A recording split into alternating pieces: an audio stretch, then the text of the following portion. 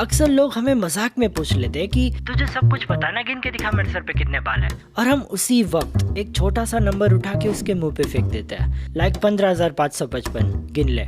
पर वैसे ही जब कोई हमें ये पूछे कि चल गिन के दिखा इस आसमान में कितने तारे हैं, और हम यहाँ पर भी एक छोटा सा नंबर फेंक सकते हैं, पर फेंक के कितना फेंकेंगे, और वैसे भी फेंकने में उतना मजा नहीं है जितना क्यूरियोसिटी में है, इज़न्ट इट? और इसीलिए मैं क्यूरियस तो इस बात को लेकर हूँ कि हम रियल में उन सारे तारों को गिन सकते हैं क्या, और अगर गिन भी लेते हैं तो कितना टाइम लगता। सुनकर शायद आपको थोड़ा शॉक लगे, पर जस्ट 1 सेकेंड, क्योंकि कोई भी इंसान अपनी नेकेड आंखों से 6.5 मैग्नीट्यूड से हायर मैग्नीट्यूड का स्टार नहीं देख सकता। मैग्नीट्यूड मतलब स्टार की ब्राइटनेस। सबसे ब्राइटेस्ट यानी सबसे चमकीले तारे की मैग्नीट्यूड -1 होती है, और फिर जितना ज्यादा मैग्नीट्यूड उतना डिमर स्टार। और आसमान में सिर्फ 9,000 तारे ही है जिसका मैग्नीट्यूड 6.5 तक का है, और हम पृथ्वी की किसी भी जगह पे खड़े हो जाए हमें सिर्फ हाफ स्काई ही दिखेगा, राइट? मतलब हम नेकेड आंखों से एक बार में सिर्फ 4 से 4,500 तारे ही देख सकते हैं। Interesting, isn't it? आज हम कंप्यूटर स्क्रीन में पूरी एंड्रोमेडा गैलेक्सी और उसमें छिपे billions of planets, billions of stars देख सकते हैं, पर हमारी पूरी जिंदगी में अपनी नेकेड आंखों से कभी 9,000 से ज्यादा तारे देखे ही नहीं, और ना ही देखने वाला है। लेकिन हम यहाँ तारे गिनने नहीं आए, हमारी मिल्की वे गैलेक्सी में बिलियंस ऑफ स्टार्स है। और कितना इंटरेस्टिंग होता अगर हम इन बिलियंस ऑफ लाइट्स में से एक ऐसी लाइट ढूंढ पाते जो एक तारे ने उसी दिन छोड़ी हो जिस दिन आपका जन्म हुआ था, और वो लाइट आज पहली बार पृथ्वी पर आने वाली है। यानी आज आप इन बिलियंस ऑफ लाइट्स में से एक ऐसी लाइट देखने वाले हो जो एग्जैक्टली आपके उम्र की है। तो आज के फंडे में हम करेंगे स्टार हंटिंग।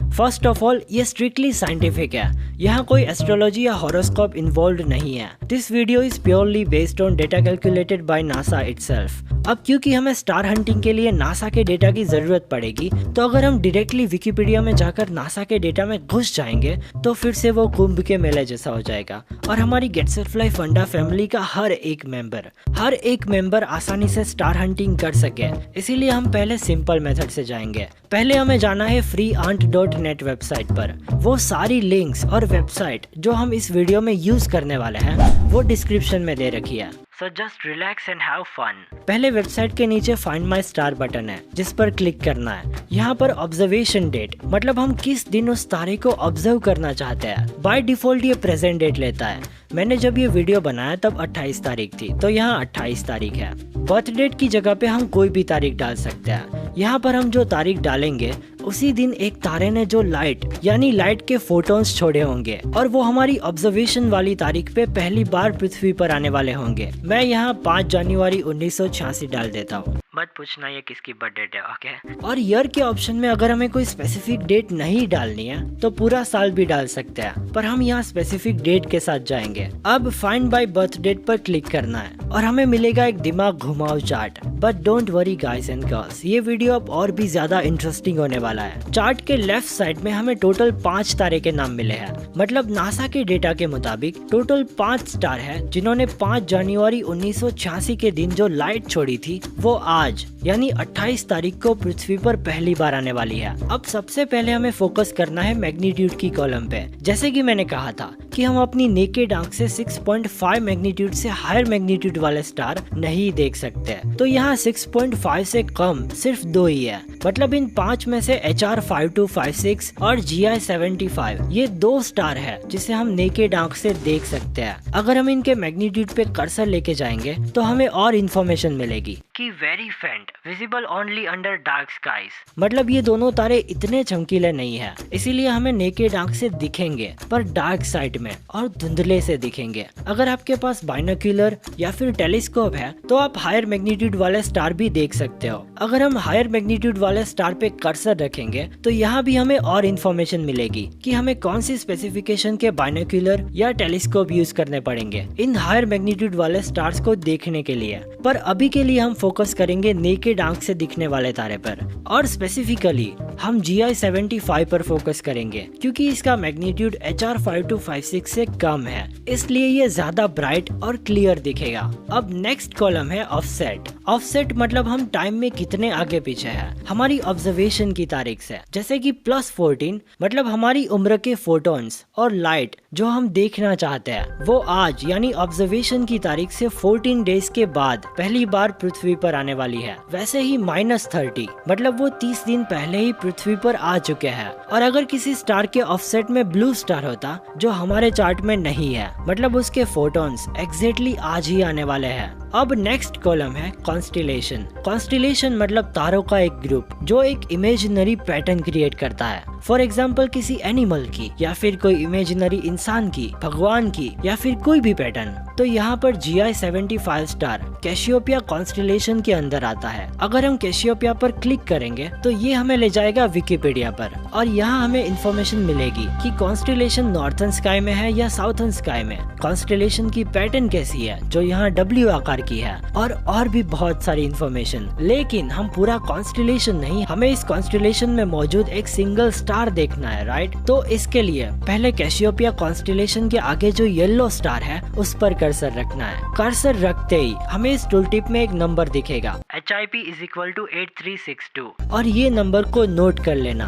क्योंकि यही नंबर हमें GI-75 तक पहुंचाएगा। अब हमें इस येलो स्टार पर क्लिक कर देना है और ये फिर से हमें ले जाएगा विकिपीडिया पे। कैसियोपिया कॉन्स्टिलेशन जो हमने थोड़ी देर पहले देखा था, इस कॉन्स्टिलेशन में जितने भी तारे मौजूद हैं उन सब की कुंडली इस पेज पर मिलती है, और इतने सारे तारों में से हमें सिर्फ एक ढूंढना है, GI-75। और यहाँ पर आपकी नोट की हुई हिंट HIP = 8362 इस काम को रसगुल्ला खाने जितनी इजी कर देगी। और ये रही HIP कॉलम जिसमें हमें ढूंढना है 8362, और ये रहा 8362। 8362 के एग्जैक्ट सामने लेफ्ट साइड पे हमें इस तारे का नाम मिलता है HR 511। हाँ, अभी तक हम इस तारे को GI-75 के नाम से बुला रहे थे, पर कुछ तारों के अलग अलग नाम होते हैं, उनके कॉन्स्टिलेशन के बेस पर, उनकी प्रॉपर्टीज या लोकेशंस के बेस पर। तो अब हमें क्लिक करना है HR 511 पर, और ये फिर से हमें ले जाता है एक और लास्ट विकिपीडिया के पेज पर, जहां हमें इस तारे की पूरी कुंडली मिलेगी। जैसे कि इस तारे को V987 कैसियोपिया और ग्लिस 75 यानी GI-75 से भी जाना जाता है। ये स्टार कौन से कॉन्स्टिलेशन में मौजूद है, स्टार का मैग्नीट्यूड क्या है, क्या हमें ये नेकेड आई से दिखेगा, इस तारे का हमसे डिस्टेंस कितना है, और भी बहुत कुछ। पर हम यहाँ लोकेशन के लिए आए हैं, राइट। और ये रहा दीपिका की उम्र का तारा। जैसे ही हम इस छोटे रेड सर्कल पर क्लिक करेंगे या कर्सर रखेंगे तो हमें जूम वर्जन दिखेगा, और इससे हमें पता चलेगा कि HR 511 स्टार इस W कॉन्स्टिलेशन के लास्ट वाले स्टार के पास मौजूद है। पर हमें ये स्टार विकिपीडिया में नहीं, आसमान में देखना है, राइट। और इस ऑपरेशन के लिए हमें एक और चीज की जरूरत पड़ेगी,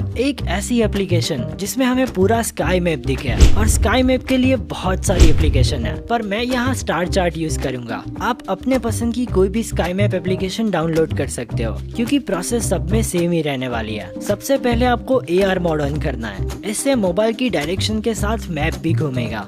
अब नीचे ऑप्शन में कॉन्स्टिलेशन पर जाना है, क्योंकि हमारा HR 511 स्टार कैसियोपिया कॉन्स्टिलेशन में है, इसीलिए हमें कैसियोपिया सर्च करना है। अब यहाँ 5 कैसियोपिया है, क्योंकि इस कॉन्स्टिलेशन की पैटर्न W यानी टोटल 5 स्टार है। HR 511 इस E यानी एप्सिलॉन स्टार के बाजू में है, इसलिए हमें एप्सिलॉन पर क्लिक करना है। क्लिक करने के बाद ये एरो की डायरेक्शन में मोबाइल घुमाते जाना है, और ये मैप आपको कैसियोपिया कॉन्स्टिलेशन की एग्जैक्ट लोकेशन तक लेके जाएगा। अब अगर आप रात को ये एक्सपेरिमेंट कर रहे हो और मोबाइल हटाकर खुले आसमान में देखोगे तो आपको एप्सिलॉन स्टार एकदम क्लियर और ब्राइट दिखेगा, क्योंकि इसका मैग्नीट्यूड 3.3 है। और ये इन्फॉर्मेशन भी आपको कैसियोपिया कॉन्स्टिलेशन के विकिपीडिया पेज से मिल जाती है। अब हमारे ओरिजिनल चार्ट के मुताबिक HR 511 की वो लाइट जो दीपिका के उम्र की है, हमें ऑब्जर्वेशन डेट से 17 दिन बाद इसी एप्सिलॉन स्टार के बाजू में धुंधली सी दिखेगी।